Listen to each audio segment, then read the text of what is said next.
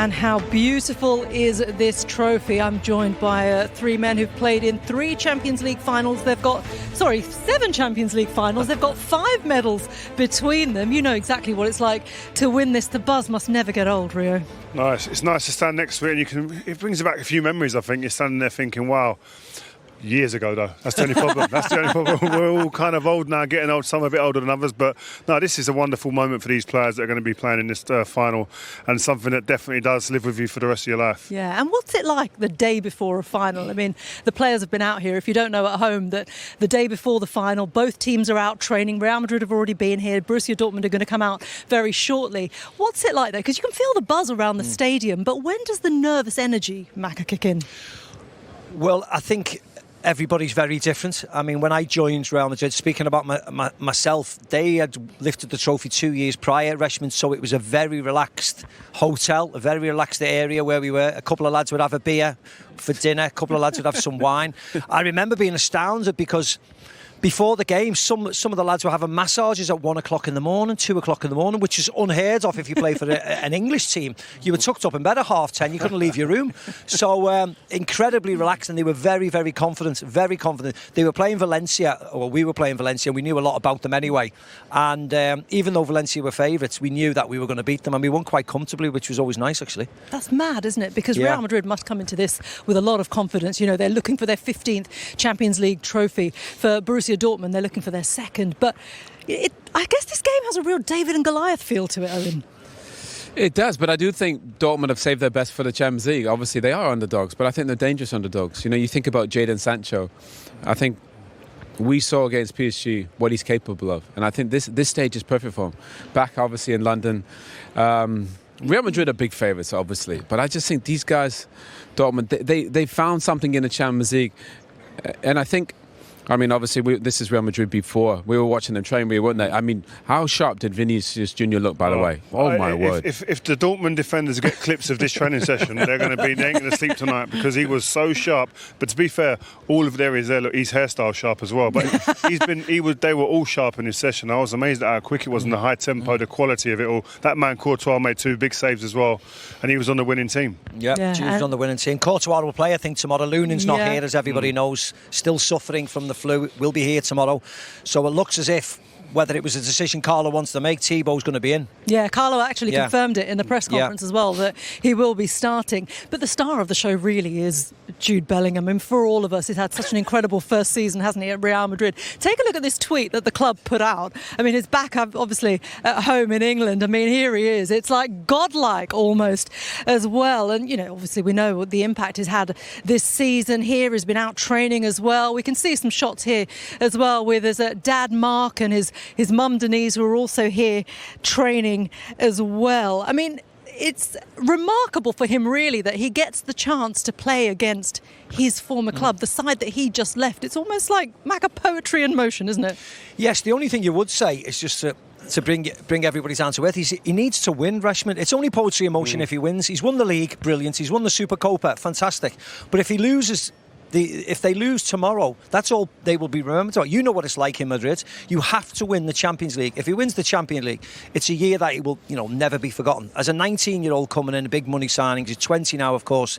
The season he's had, if he wins the treble like that, those type of trophies, he will be instantly a legend, of course, because you need to win. He's got that famous number 5 on his shirt there. He needs to win the Champions League. But Macca, look how relaxed he is. I've never seen a 19-year-old that relaxed. The confidence he has is amazing. He's so mature as well when you speak to him. His vocabulary, the way he handles himself, and they love him in Madrid already, but it's what he does off the pitch as well. Very humble. The staff love him. The CEO speaks very, very highly of him, and this is away from the pitch, so it shows what type of man he is. Going into the stands, I could never imagine the day before the Champions League final, my family they wouldn't have been in the stands anyway because they never were allowed, but walking into the stand and standing there and going, that was a good session. We won that one today, and what about tomorrow? I've had a few things at strawberries before training today.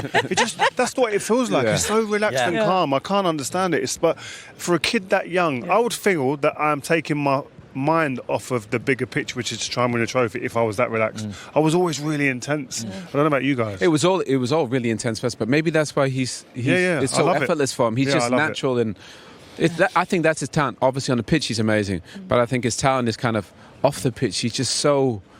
He just gets it. Well, how nice is it to look at a teammate and know he's been here 5 times and lifted the trophy, or the manager, he's been here, or Tony Kroos 5 times, my right back 5 times. I mean, that calms you down straight away, doesn't it? Yeah. That's exactly it. It comes from the top, doesn't it, from Carlo Ancelotti. It comes from all the success they've had recently. And as you say, Jude Bellingham, he has to win that first trophy, doesn't he? But we're going to actually hear from one of his teammates, who Maka just mentioned, actually, Luka Modric. He's won 5 Champions League trophies. And earlier, he spoke to Jules Breach.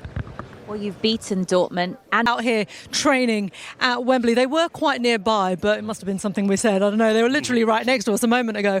But on the point of Dortmund, look, how they've come to this final has been remarkable, hasn't it? They came out of the group of death, and here they are all the way at the, in the final 2.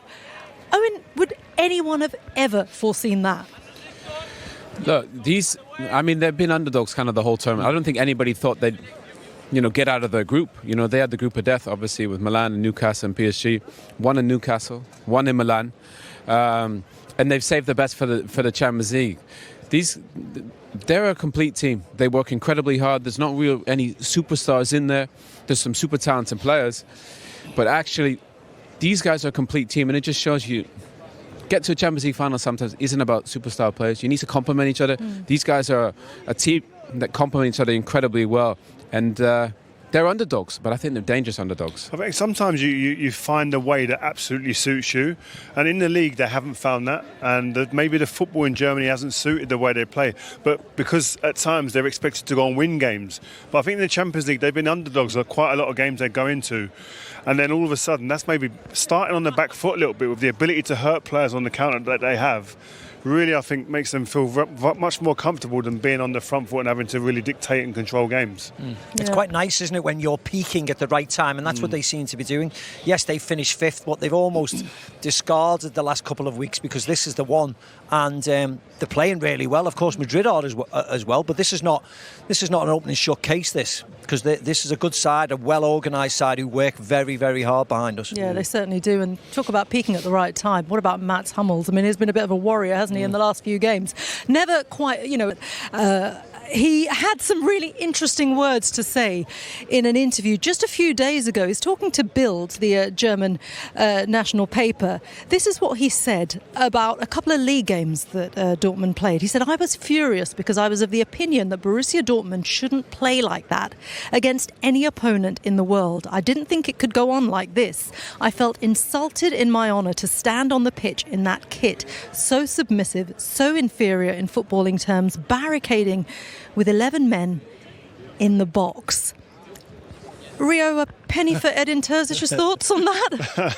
Well, that's been sometimes the way they've played in the Champions League. I think, listen, he's had a fantastic career. He's a wonderful footballer. I think that we were just talking off air there. Many teams, many fans, many people in the media would, he's too old, he's too slow. But he's man of the match in both the games in the semi-final. But they defended deep, and they really had to kind of get hold of Mbappe, and he was integral in that. I mean, the right back obviously played his part as well, but he was over there covering and marshalling. His experience will be vital, and I see them being on the back foot, and maybe not a low block on the edge of their box, but just maybe a little bit out of there, where he's going to be really, really vital in making sure that people don't get dragged out of position and then unloading those big gaps for other players to run into. They've kept the most clean sheets in the Champions League. Yeah, he's been unbelievable, by the way, Mats Hummels, but also Nico Schlotterbeck has been terrific. The two of them, it's the experience, isn't it, and the youth and experience together. But I think even the goalkeeper, Gregor Kobel, he's a really good goalkeeper who's made terrific saves. We saw against Atletico Madrid. So I think they have a really good balance defensively. The midfield, they all kind of work together as well. They complement each other, so they're a complete team. They really are, aren't they? And if you're Real Madrid, you're going to have to take your chances against that defence. Maka, you know what it's like to take your chance in a Champions League final. We're not showing this, are we? We are not again. I'm embarrassed, the way I volleyed that in the air. That's so difficult, but I made it look really easy. Really. You've not requested that again, have you, Maka? Oh, no. Turn it off. Stop it. I'm getting red.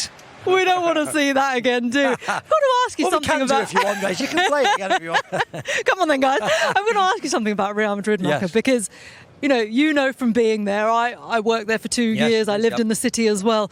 There's something about this competition. It's not just because people say they always have this way of, finding a way to win. Yes, it can be the history. It could be the aura of the club. It could be all of those things. But you and I know when you're in that building, there is an obsession when it comes to the Champions League. Forget La Liga. They are obsessed with this tournament. Yes, you were completely correct. And, I mentioned it to somebody the other day. How many leagues have they won? Not many people really know, but you certainly know they've won 14 Champions Leagues, and this is their 15th.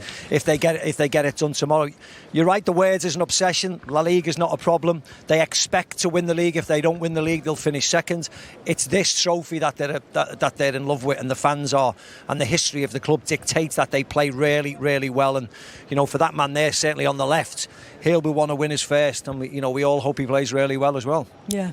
Indeed. It's going to be a great night tomorrow, isn't it? But there's plenty going on across London. We're going to head to Regent Street. Oh, we were trying to show you the clips. Hopefully we'll get to them later on. I think it's better if we don't see it. What's it like to do it on VR compared to real life?